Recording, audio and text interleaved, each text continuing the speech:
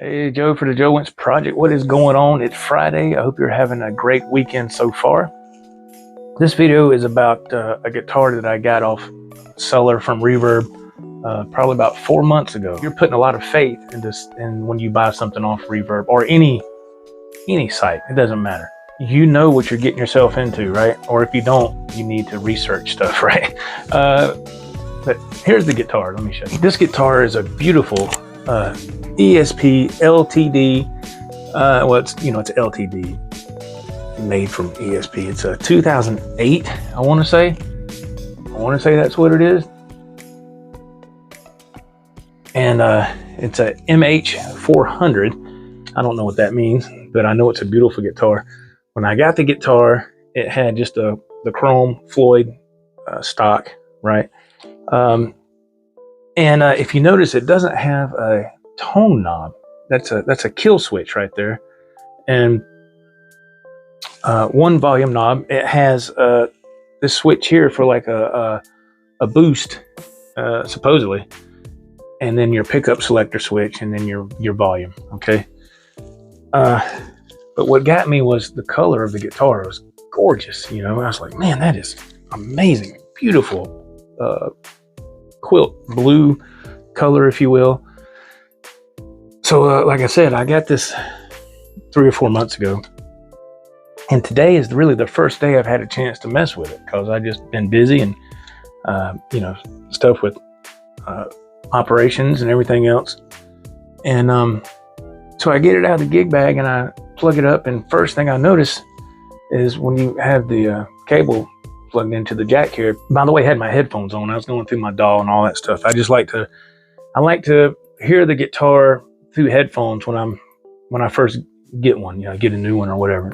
And had the headphones on, and I was playing a couple of chords. I said, that sounds bad, like horrible. It sounded really muddy, really dark. It was like somebody walked up to your guitar and just rolled back the tone knob all the way. And oh man, it was horrible. I tried to do a dive bomb with the other Floyd that was on here. You couldn't hardly move it. It was just bad. Upon further inspection, as they say, I actually have a new output jack sitting over there. It's Switchcraft, and I said, well, I guess I can take this up the road to the shop. There's a mom and pop's music store up the road there. They actually do a lot of work on guitars and stuff for people. And I said, I'll just take it up there. I'm not going to Guitar Center. I'm just not doing that.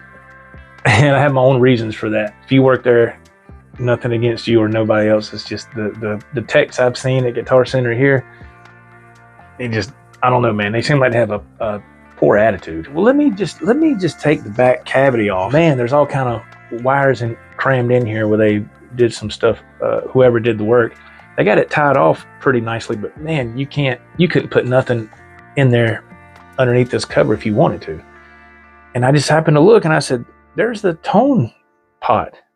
I said, I thought maybe they cut the wires and threw it out. By the way, I took this cover off. I like to leave my covers off, so I have to make any adjustments back here. I don't have to take all the screws out, make the adjustments, put the plate back on, and then I was like, man, I need to adjust it some more. So I leave the back cavity covers off on my guitars. It just for my personal preference, in case you're wondering. So and I looked and I said, there's the tone pot. I said, I wonder. So I got it, and sure enough, it was turned all the way down.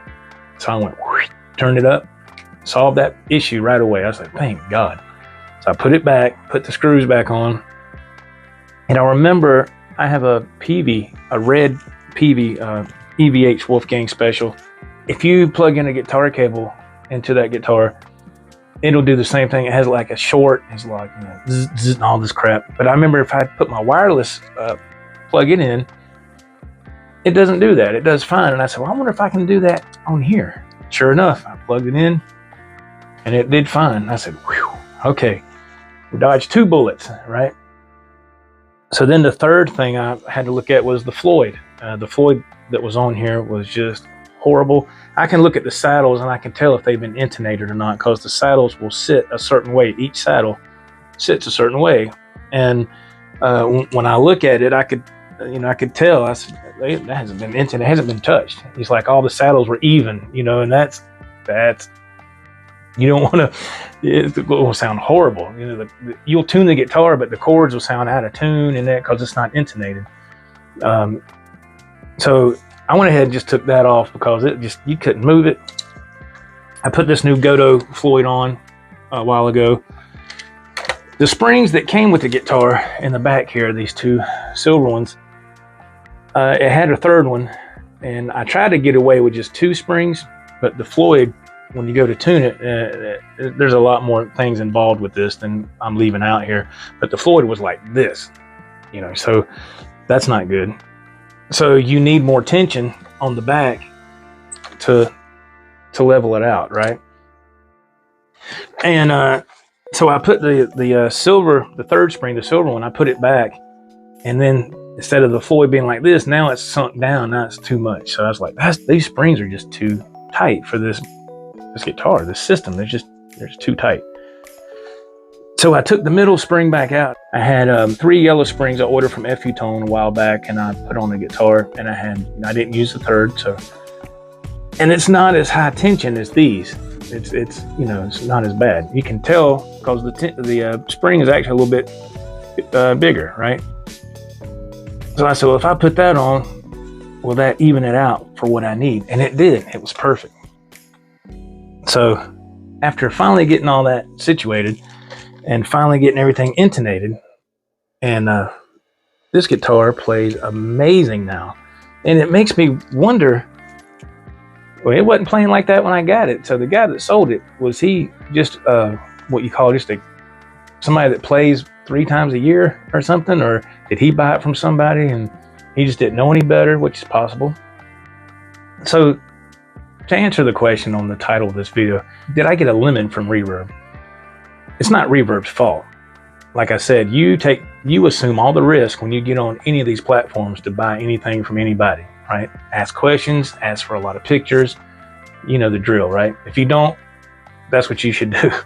So, but you know, the guy didn't take it upon himself to say, hey, this guitar, you know, it might sound kind of funny, which I guess that would destroy the sale, right? But he could have, if he knew about it, I don't know, he could have said, hey man, if you want that tone knob, it's underneath the cavity cover. It's in there, you know, something. He didn't say none of that, you know. So it was kind of a little disappointing, but not bad. But like I said, sometimes you have to expect a little bit of stuff, you know, when you're buying something from somebody, especially if it's used. Look at their ratings, make sure their feedback ratings are really good. I don't think the guy that I bought this from, he hadn't really sold much on Reverb. So, but anyway, other than the replacing the Floyd, and you know, I found the tone knob back there, turned it up and everything. I got all this situated and, like I said, intonated and got everything balanced out. This guitar is amazing.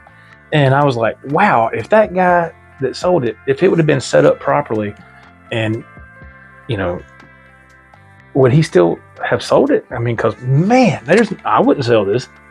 This sucker is, man, it is a playing machine. And I put the stainless steel locking screws at the top too. He had just the regular stock ones that were up there, the black ones, and those will strip out really easy. I need a name for this guitar. If you have any ideas, please put it in the comments, man. I like to give my guitar some names, you know. It's beautiful. So if you have any names, man, put them in the comments. Thanks for watching the video. Like I said, Reverb is a good place to get gear. I mean, I've got plenty of stuff from Reverb. And just as a side note, I will tell you this before I leave. I've sold a few things on Reverb, just very few. And I tried to be slick. You know, I tried to be slick on Reverb. I sold a guitar, and the guy sent me a message. And I said, hey man, we'll just do this deal outside of Reverb. And I got caught. Reverb caught me. And I didn't know they had stuff, unless the guy told on me, I don't know. But somehow Reverb caught it. So if you're selling something on Reverb, go ahead and do the whole process through Reverb. Don't try to do like I did and go outside of there and say, oh, let me just take this guitar down and just, you know, and somehow they caught that I sold it, so they still charged me a fee, which is fair because you know, if it wasn't for Reverb, I wouldn't have sold it. So I was just trying to be slick and I got busted. So I won't do that again. So Reverb, they sent me an email and I had to respond, and you know, everything's cool now. Everything's good. I learned my lesson. Don't try to be slick with Reverb because they will catch you.